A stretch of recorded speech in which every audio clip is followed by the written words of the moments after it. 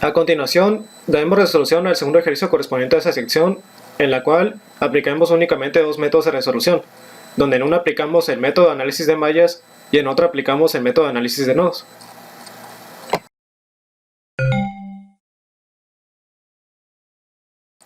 Vamos a ejercer el primer método de resolución para el segundo ejercicio correspondiente a sección 4.2, en donde tenemos a un circuito compuesto de tres mallas que constituyen a dos fuentes de corriente independientes y a cuatro resistencias. Este ejercicio nos pide encontrar el valor de voltaje de los tres nodos presentes en la parte intermedia del circuito, en donde en cada uno de ellos aplicaremos la ley de corriente de Kirchhoff para analizar a los flujos de corriente que salen por ellos y que salen a partir de ellos. Y bien,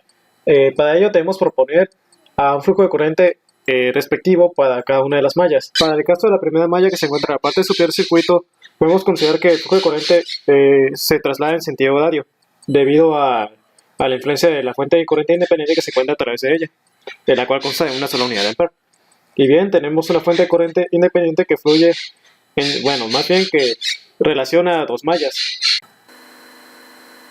En base a esa fuente de corriente independiente podemos asignar el sentido de los flujos de corriente que transitan por esas dos mallas.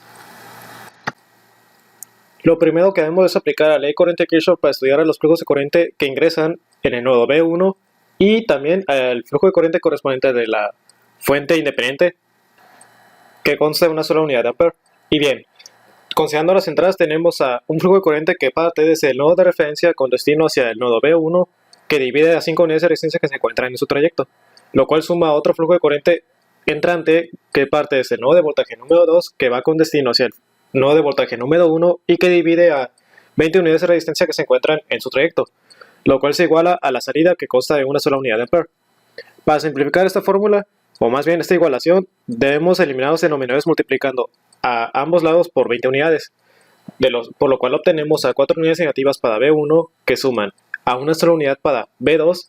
y que restan a una sola unidad para B1. Todo esto se iguala a 20 unidades ampere. Y bien, aquí procedemos en simplificar términos de B1, lo que nos otorgaría 5 unidades negativas de B1 que suman a una sola unidad de B2 y que nos otorgan a 20 unidades ampere. Esto formaría mi primera ecuación.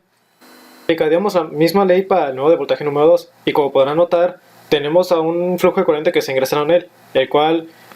se manifiesta a través de la fuente de corriente independiente que consta de dos unidades. Y bien, esto significaría, esta la interpretamos como nuestra entrada. Tener en cuenta que las dos salidas serían los flujos de corriente que fluyen a través de la resistencia de 20 ohms y la resistencia de 10 unidades de ohm. Y bien, con ello tenemos que los 2 amperes de unidad se igualan con la partición del nodo de voltaje número 2 con destino hacia el nodo de voltaje número 1 que dividen a una resistencia de 20 unidades de ohm que se encuentra en su trayecto y que suman a un segundo flujo de corriente que se encuentra desde la partición del nodo de voltaje número 2 con destino hacia el nodo de voltaje número 3 y que divide a 10 unidades de ohm. Con dicha fórmula procedemos en eliminar los denominadores igualmente multiplicándolos por 20 unidades, por lo cual obtenemos a 40 unidades de ampere que se igualan con una sola unidad para el voltaje del nodo número 2 que resta una sola unidad para el nodo de voltaje número 1 que suman a otras 2 unidades para el nodo de voltaje número 2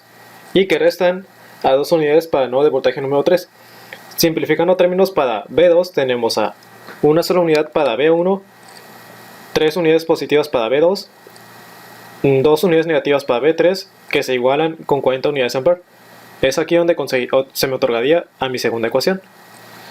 Y procederé en encontrar mi tercera ecuación aplicando la misma ley para estudiar a los flujos de corriente ingresantes y salientes del nodo de voltaje número 3, o bien B3. Aquí podemos notar que tengo un flujo de corriente que parte desde el nodo de voltaje número 2 con destino hacia el mismo, que se divide con una resistencia de 10 ohms que se encuentra en su trayecto, lo cual suma a una sola unidad de ampere que proviene de la fuente de corriente independiente que se encuentra en la parte superior del circuito, que como podrán notar va con dirección hacia B3, lo cual se iguala a mi flujo de corriente de salida que parte desde el nodo de voltaje número 3 con dirección hacia la referencia y que divide a 15 unidades de ohm que se encuentran en su trayecto. Ocupamos a un número distinto a 20 para poder eliminar los denominadores, es decir, un número divisible. En este caso utilizaré 30 unidades, de tal forma que obtendré la siguiente ecuación, la cual consta de 3 unidades de B2 que restan a 3 unidades para B3, que suman a 30 unidades ampere y que se igualan finalmente con 2 unidades para B3. Aquí procedemos en simplificar los términos de B3, despejando a las 30 unidades ampere. Y por ello tenemos a 3 unidades para B2 que restan a 5 unidades para B3 que se igualan con 30 unidades ampere. Aquí es donde se me otorgaría mi tercera ecuación. Ingestando las tres ecuaciones en algún medio o dispositivo que emplee tanto método de determinantes como el método de Gauss-Jordan para resolver ecuaciones lineales de tres incógnitas,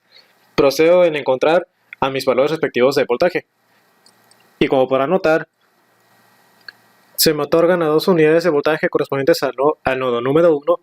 30 unidades de voltaje correspondientes al nodo número 2 y a 24 unidades de voltaje correspondientes al nodo número 3. Una vez que tenga plasmadas los valores de voltaje a los respectivos nodos en el circuito original, lo que procede a reconocer al flujo de corriente que circula a través de cada una de las resistencias, las cuales puedo obtener encontrando a la caída de voltaje respectiva de la resistencia. ¿Cómo las podré encontrar en cuestión de las resistencias que se encuentran en la parte intermedia del circuito? Fácil, diferenciando potencialmente a los nodos en los que se conectan dichas resistencias. Es decir, en la resistencia de 20 ohms tengo una diferencia potencial de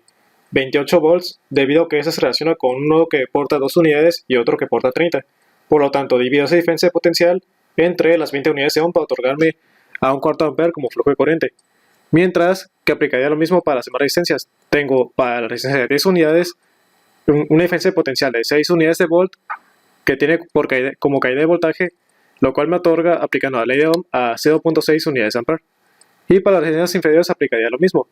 en donde la resistencia de 5 ohms tengo a 0.4 unidades de ampere y para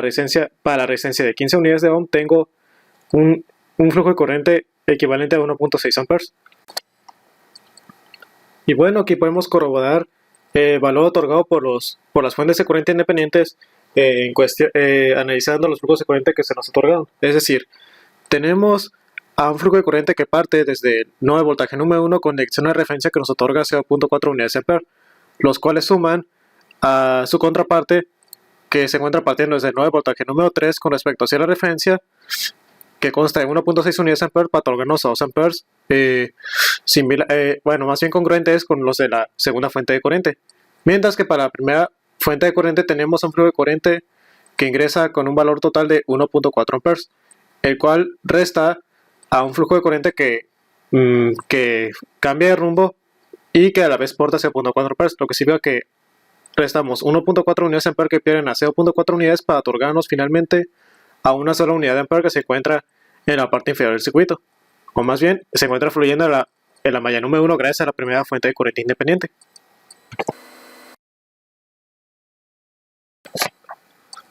Ahora realizaremos el segundo método de resolución, en el cual consideramos el mismo ejercicio, en donde establecemos a 3 distintos flujos de corriente correspondientes cada uno de su respectiva malla, y en parte podemos notar la composición de la supermalla en ese mismo circuito. Descartando a la primera fuente de corriente que se encuentra en la parte inferior, podemos notar que hay interacción la interacción de varios elementos se encuentra a partir de dos mallas, la malla número 3 y la malla número 2, las cuales también se relacionan por tener la misma fuente de corriente independiente. Por lógica tenemos que el valor correspondiente al flujo de corriente en la malla número 1 consta del mismo valor que aporta la fuente de corriente independiente, es decir, una sola unidad de ampere. En parte, podemos establecer a una ecuación que define el comportamiento de las dos mallas inferiores, las cuales se encuentran en la supermalla. Es decir, tenemos una diferencia entre el flujo de corriente número 2 y el flujo de corriente número 3, los cuales nos otorgan, a partir de su diferencia, a un total de 2 unidades de ampere que aporta la fuente de corriente independiente. Comenzamos el segundo método de resolución aplicando la ley de voltaje de Kirchhoff e interpretando en sentido horario a los elementos de la supermalla, exceptuando la fuente de corriente independiente, donde tenemos a 20 unidades de ohm que multiplican a la diferencia entre el flujo de corriente número 3 y número 1, que suman a 10 unidades de ohm que multiplican a la diferencia del flujo de corriente número 2 y número 1, que suman a 15 unidades correspondientes al flujo número 2 y que suman a 5 unidades correspondientes al flujo de la malla número 3. Todo esto se iguala a 0. Se me otorgan distintos valores correspondientes a cada uno de los flujos de corriente que transitan a través del circuito. Procedo en agrupar los términos de I1, I2 e I3 y al mismo tiempo sustituir a I1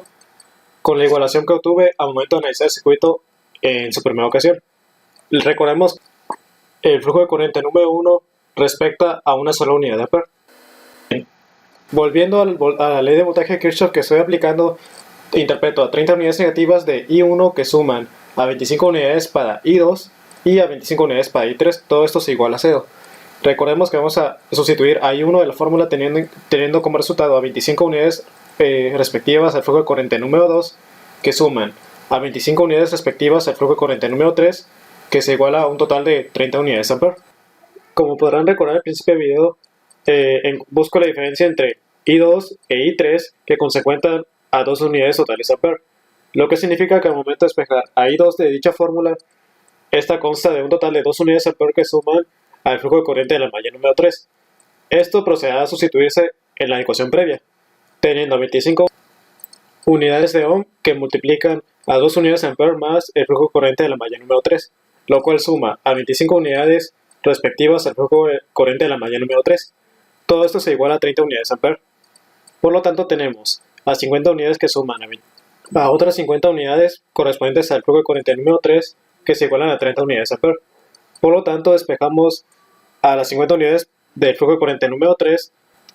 que posteriormente se igualan con la diferencia de 30 y 50 unidades ampere, lo que significa que 50 unidades correspondientes al flujo de corriente número 3 se igualan a 20 unidades negativas ampere. Es aquí donde despejamos al término I3 que consta de 20 unidades negativas que dividen en 50 amperes, lo cual se iguala a 0.4 unidades ampere negativas. Una vez que haya sido identificado tanto el primer como el tercer flujo de corriente correspondiente al circuito, nos falta identificar al flujo de corriente correspondiente al de la segunda malla, el cual recordamos que consta de 2 unidades ampere que suma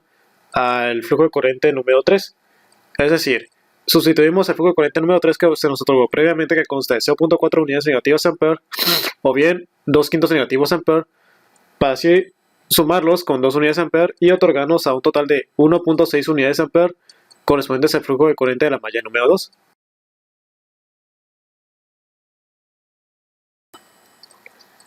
A continuación finalicemos con el método de resolución de ese ejercicio. Y bien, vamos a añadir a los valores de ampereaje que son respectivos a los flujos de corriente que se influyen en base a la polaridad de esos valores. Y bien, recordemos que tenemos a 1 ampere correspondiente a la primera malla, mientras que tenemos a 5 octavos de ampere que corresponden a la segunda malla y a 2 quintos de ampere que corresponden a la tercera malla. Y lo que sigue es efectuar la ley de Ohm para encontrar el voltaje que se manifiesta en cada una de las resistencias, multiplicando el flujo de corriente que fluye a través de la resistencia por el valor de la misma resistencia. Para la primera resistencia, que consta de 20 unidades de ohm, multiplicamos a 2 quintos ampere que nos otorgan a 8 volts, los cuales son negativos con respecto a la orientación de ese flujo de corriente. Ahora tenemos a una resistencia de 10 ohms, la cual nos otorga a una caída de voltaje de 16 volts que fluye de positivo a negativo, es decir, en sentido horario. Ahora vamos con las resistencias de la parte inferior, de las cuales una cuenta con 5 ohms de unidad y nos otorga a 2 volts que se interpretan de positivo a negativo. Y sin olvidar la resistencia de 15 ohms que nos otorga 24 volts de unidad multiplicando a 8 quintos ampere, el cual se interpreta de negativo a positivo en base al flujo de corriente que fluye a través de él. Y bien, ahora nos faltaría interpretar al voltaje de los nodos B1, B2 y B3 que se encuentran en la parte intermedia del circuito. Para ello tomemos para el caso de B1 y B3 se considere a la polaridad del voltaje ya identificado. Por ejemplo, para el caso de B3 se manifiesta 24 volts en el mismo nodo, mientras que para el nodo de voltaje número 1 se interpretan a 2 unidades de volt proveniente de la resistencia que se encuentra en la parte inferior. Y bien, solo nos falta encontrar la diferencia potencial entre las dos resistencias que se encuentran en la parte intermedia, de las cuales una manifiesta 8 volts negativos y otra manifiesta 16 volts negativos, por lo que difieren 8 volts, es decir, que el valor correspondiente al nodo de voltaje número 2 es igual a 8 unidades de volt.